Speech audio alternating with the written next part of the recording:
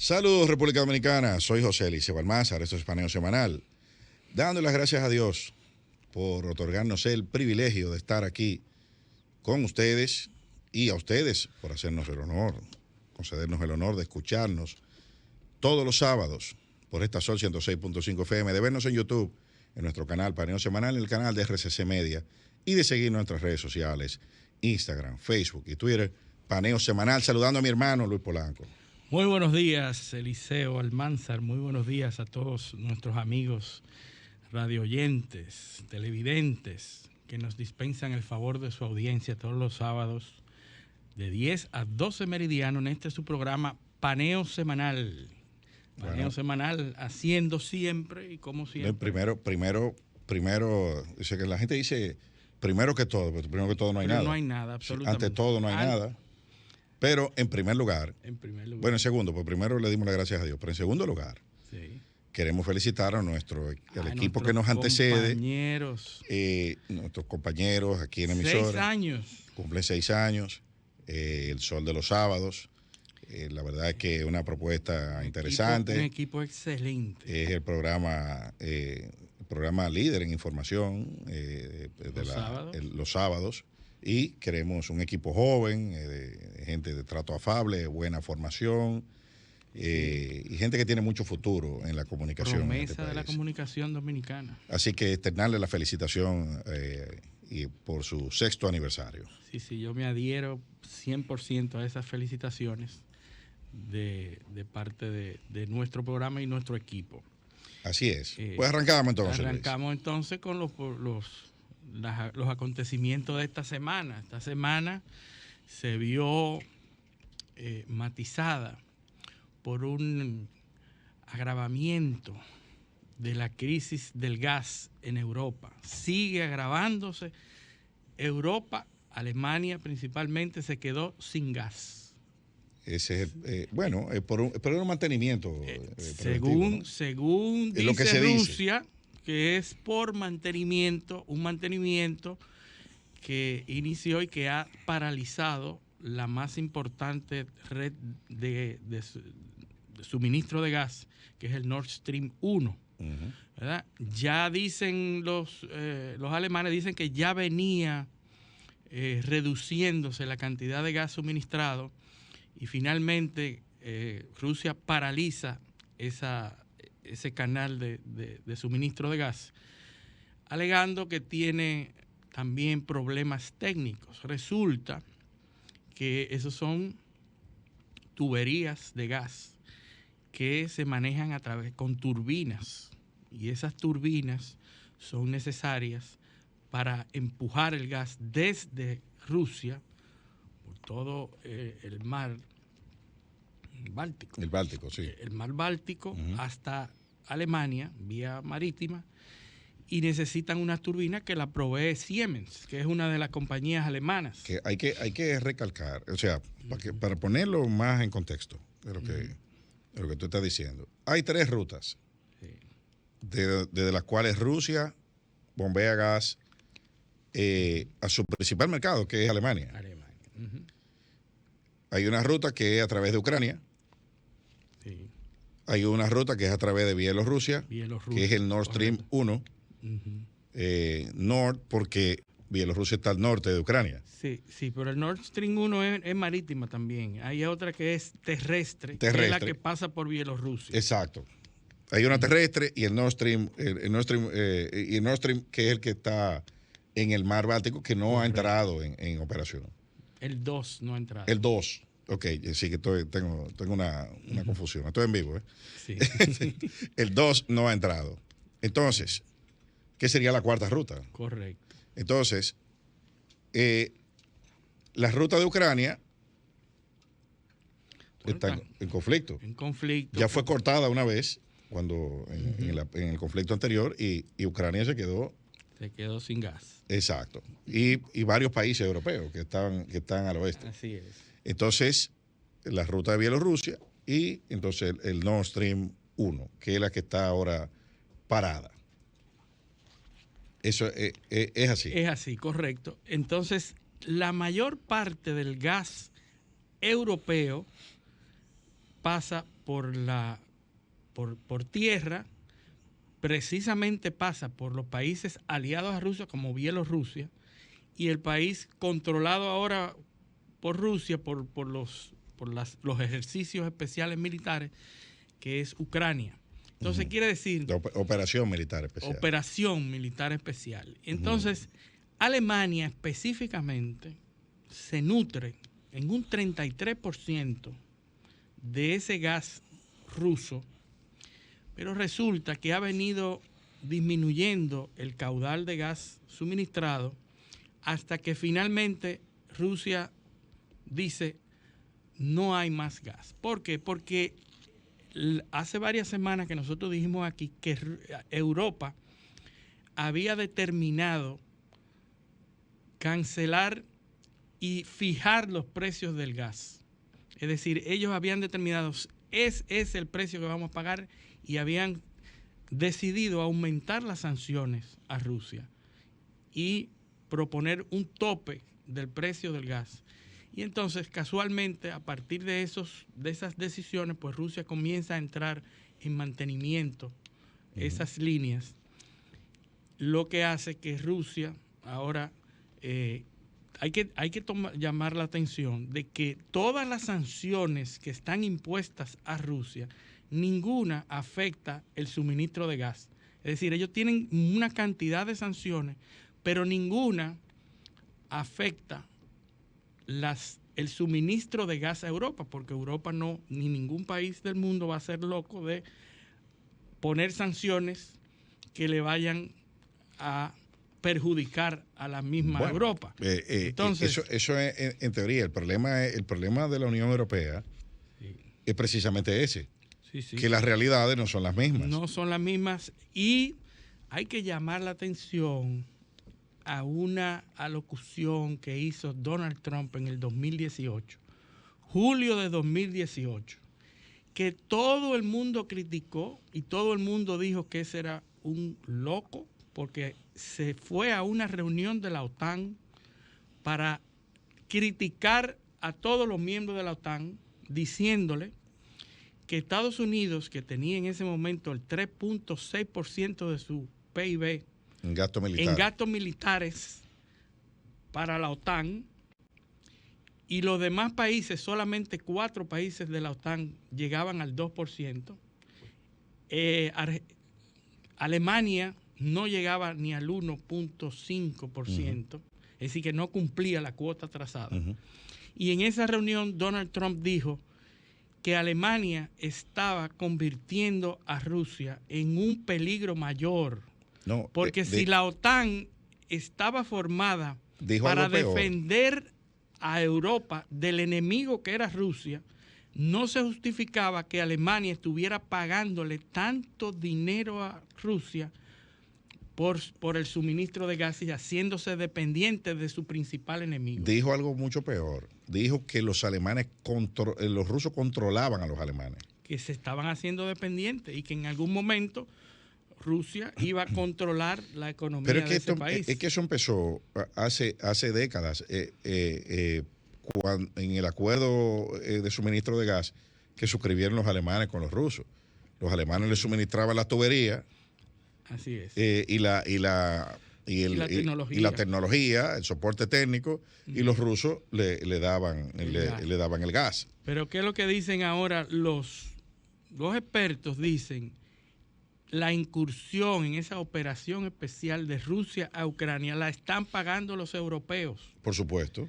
Europa está pagando la incursión de Rusia en Ucrania. Pero no te vayas más lejos. ¿Cuántos presidentes van ya en la Unión Europea? Macron ganó, y eso lo hemos analizado aquí varias veces. Sí. Macron gana por el approach que hace a Ucrania.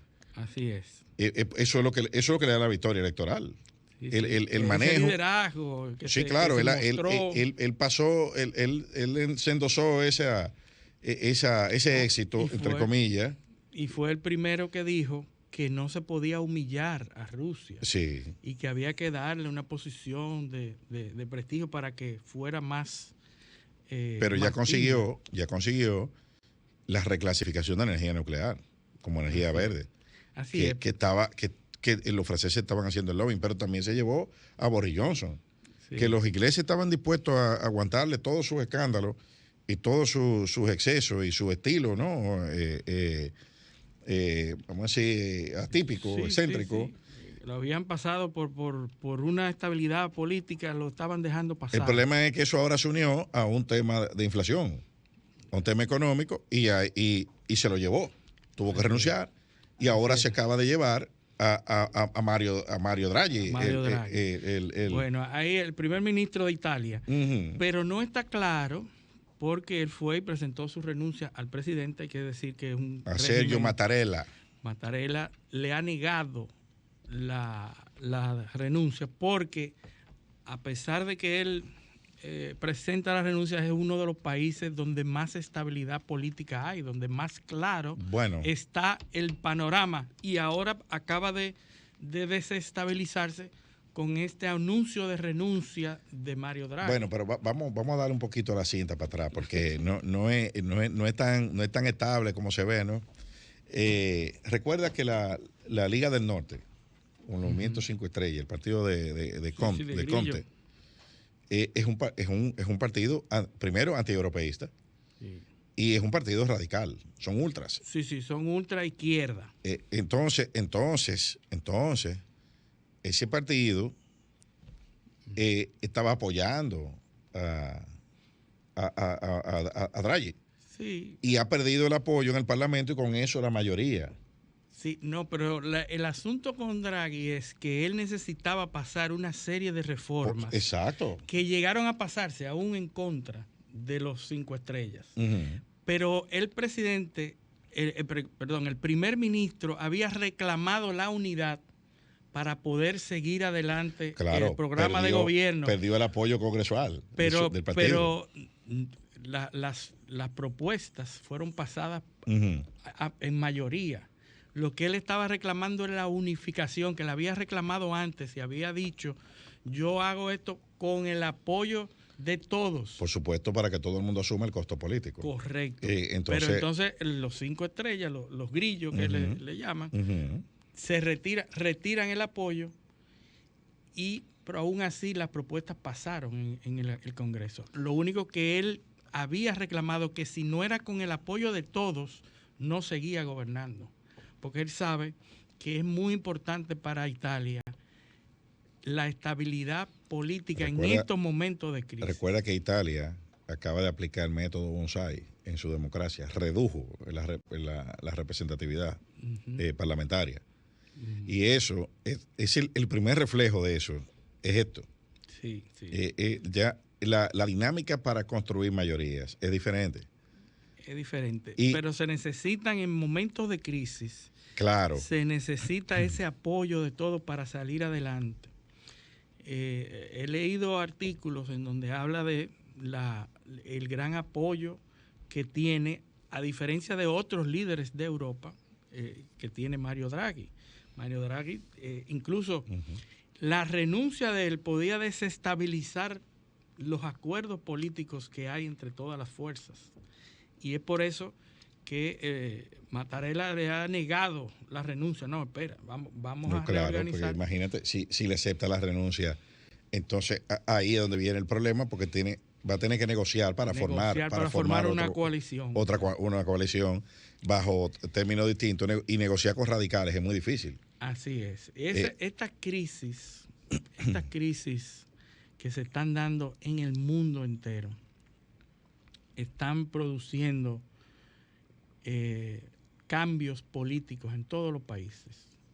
Nosotros el sábado pasado terminamos el programa y en la tarde se comenzaron a dar disturbios en Sri Lanka.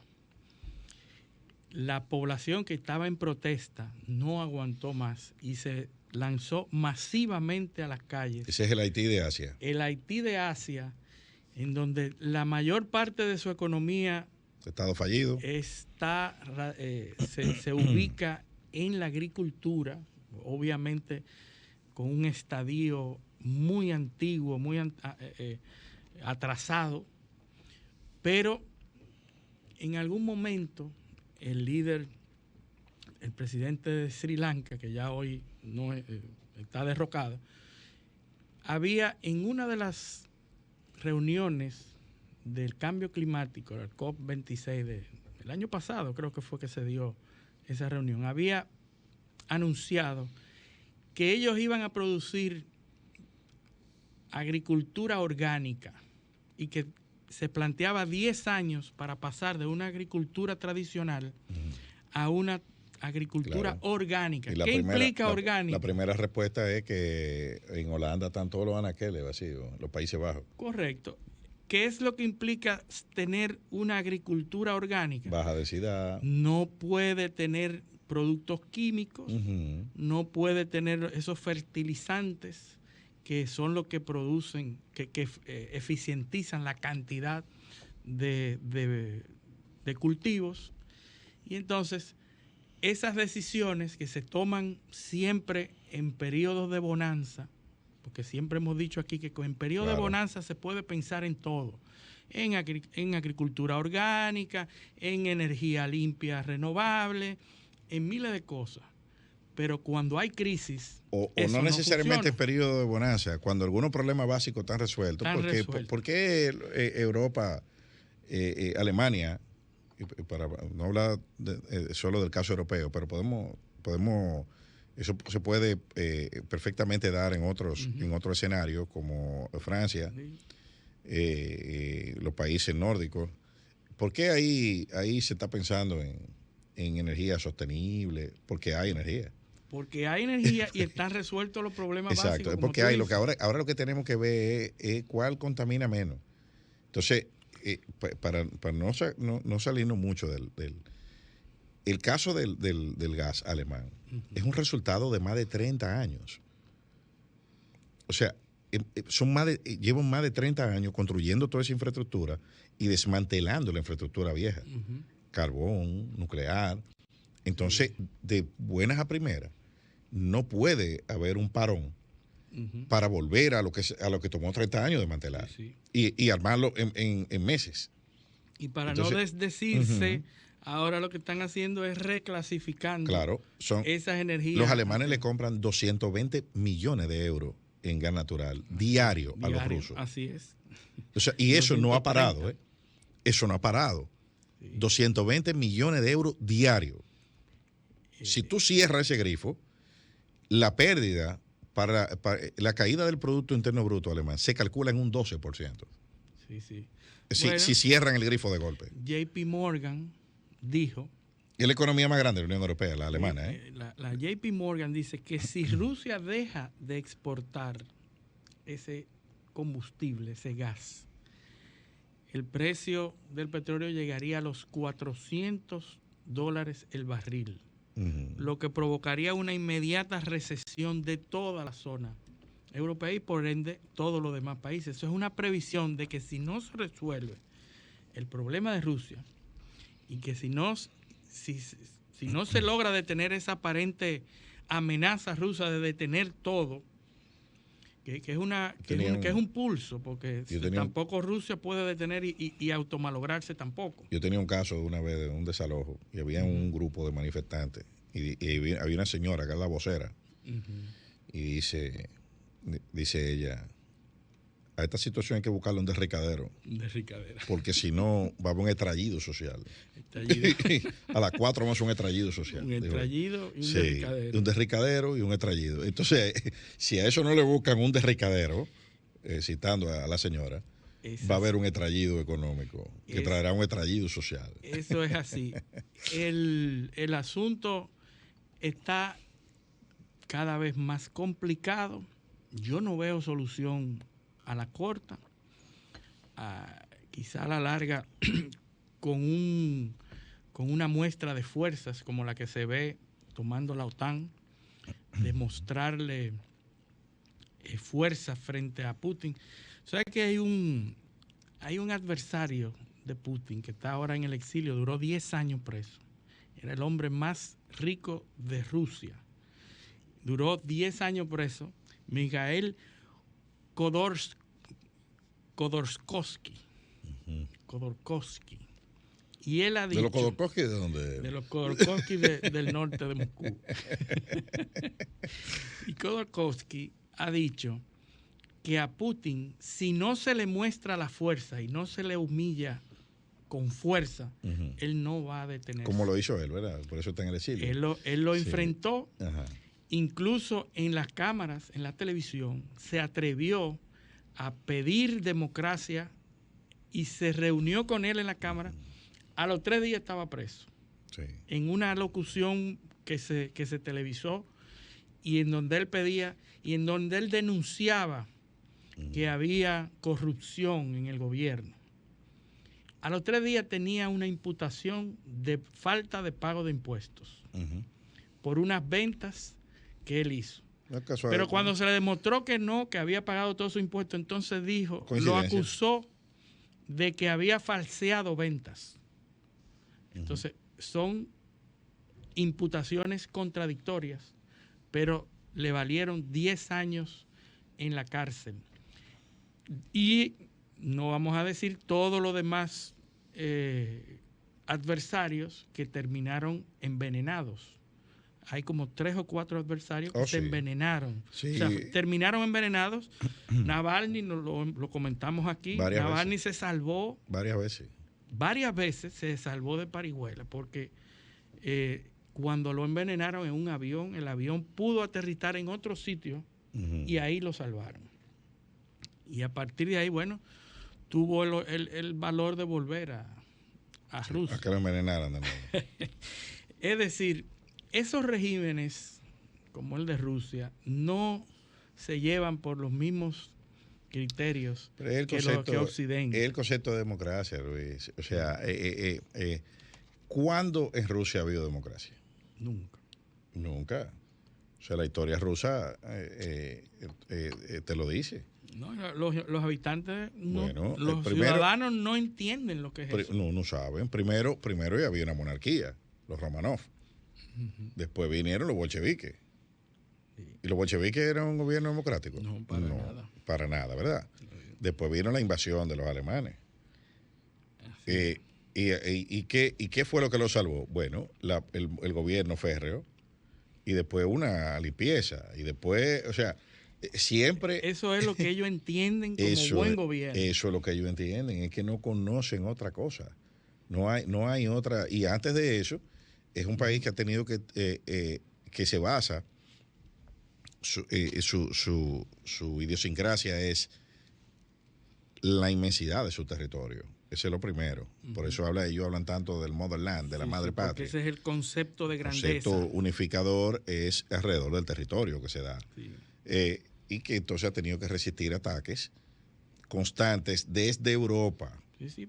Porque la animadversión con la historia de Europa, toda la vida, la historia de toda la vida es conquista de territorio. Son 2 hechos, dos líneas históricas son las que han marcado la identidad rusa, que es la invasión de Napoleón, donde se construyen los primeros héroes rusos, donde está Ivanovich, Bagration, donde están todos esos generales que ayudaron, que perdieron en la batalla de Borodino. Sí, Pedro el Grande. Claro, y incluso la identidad artística es rusa. Tchaikovsky, lo que describe la batalla de Borodino en la obertura de 1804. Ese es el concepto de éxito y de grandeza. Esos son los mártires de la historia rusa. Y después entonces los generales que ayudaron a expulsar al enemigo de nuevo, que el enemigo eran los alemanes cuando entraron.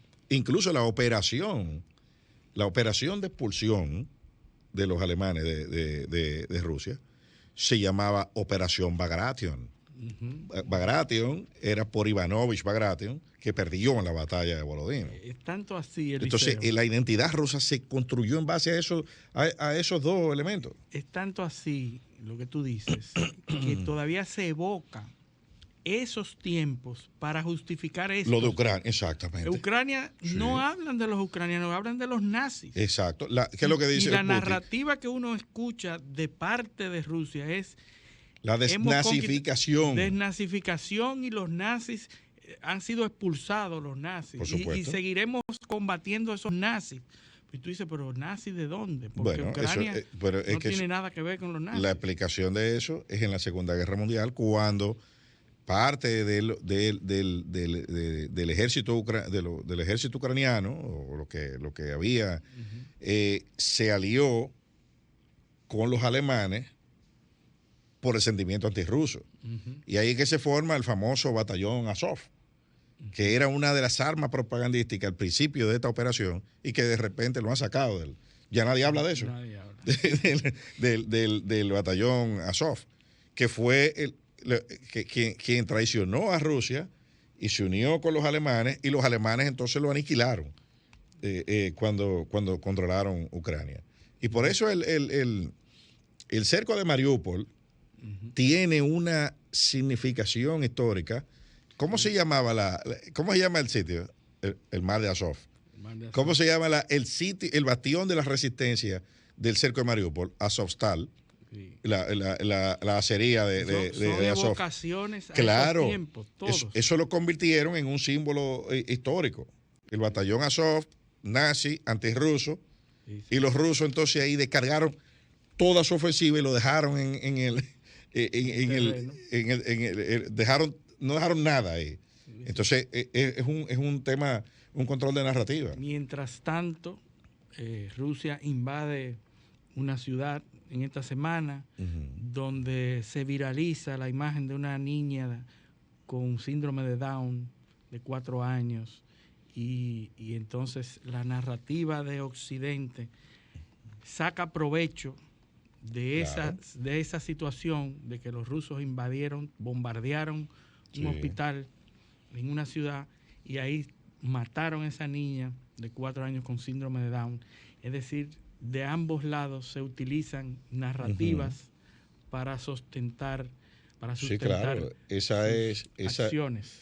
Esa es la nueva niña en Napalm. Exacto. Sí, lo mismo que Vietnam. Arma de propaganda. Y así es que se está viviendo. Yo pienso, y es una... Fan Tin Kim Phuc se llamaba. La niña, sí. Está viva. Está viva. Cumplió 50 años la 50 foto. 50 años. Ahora en mayo de este año.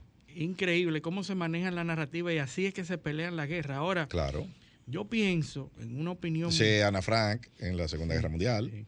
Correcto, siempre hay una niña que se usa. Sí, porque hay que evocar esos sentimientos, claro, para poder sustentar el apoyo. Para sensibilizar a la población. Sensibilizar. A la opinión pública. Yo pienso que la Tercera Guerra Mundial ya ha iniciado, pero hay una manera en la que yo veo que se va a continuar, y es armar a Ucrania, como esta semana que salió la noticia de que han entregado armas de largo alcance, misiles de largo alcance a Ucrania. Lo están rearmando a Ucrania. Y yo lo que veo a futuro es una incursión a ciudades rusas. La única manera de que esto no se declare guerra abiertamente entre otros países es que la OTAN arme a Ucrania, y que Ucrania entonces decida bombardear ciudades rusas. Se mantendría igual, porque no es la OTAN, no es ningún otro país, es Ucrania, que se siente amenazada. Por supuesto, es una guerra proxy. Una guerra proxy, que sea Ucrania que invada, entonces que bombardee ciudades rusas. Esa puede ser la estrategia, porque definitivamente Zelensky depende políticamente del mantenimiento de ese conflicto. Correcto. Entonces a Zelensky no le conviene terminar la guerra, porque eso le va a cerrar el acceso a muchos recursos que está recibiendo, sin ningún tipo de fiscalización por parte de nadie. Y un apoyo de sus ciudadanos. Y un apoyo de sus ciudadanos, donde ya le estaba en una posición precaria. Prácticamente ahora. Entonces, ¿por qué si yo me estoy beneficiando, yo voy a propiciar el fin de un conflicto? No, y Zelensky se acaba de pronunciar en contra de que Canadá entregue la turbina del Nord Stream porque Canadá ha dicho, bueno, aquí Sí. está una turbina que está en reparación, con esa turbina se la enviamos a Alemania, Pero yo creo que Alemania no- la pone a funcionar. Yo creo que él no midió bien eso. Sí, Porque entonces, a quien él le dio fue a los alemanes a los con alemanes. eso. Claro, pues le estoy Correcto. diciendo, mira, no le entreguen la turbina sí. para que le dejen el gas cerrado a Alemania. Y eso es insostenible, eso no lo va a sostener Pues, nadie. al mismo que yo le estoy pidiendo que me ayude. Correcto. Si dame, Que te están dame dinero, armando. dame armas, pero cierra el gas para que tu población Correcto. y tu economía se destruya. Sí, porque hay una contradicción. Entonces, tú tienes unas sanciones y las sanciones no tocan el gas, pero tocan cualquier otro suministro de tecnología. Sí, pero Entonces eso... hay un componente que es la que permite suministro de gas, pero hay un Claro. componente tecnológico que está en Canadá. Si fuera por las sanciones como están definidas, No puede entrar en la no turbina. pueden entregar la turbina. Sí. Ahora, Canadá ha decidido violar o hacer caso omiso a las sanciones Ujú. con tal de que la turbina llegue y vuelva a abrirse el Nord Stream 1. Es decir, le está dando oxígeno Ujú. a Alemania.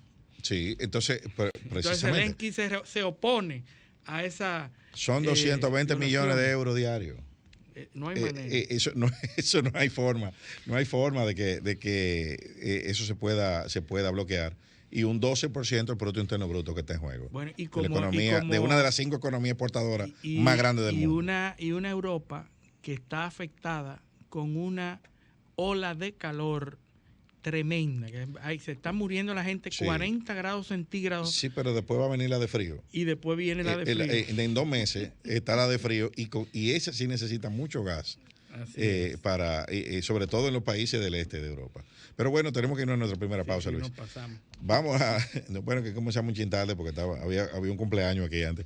Pero bueno, vamos a nuestra primera pausa. Esto es Paneo Semanal, no le cambien. Paneo, paneo.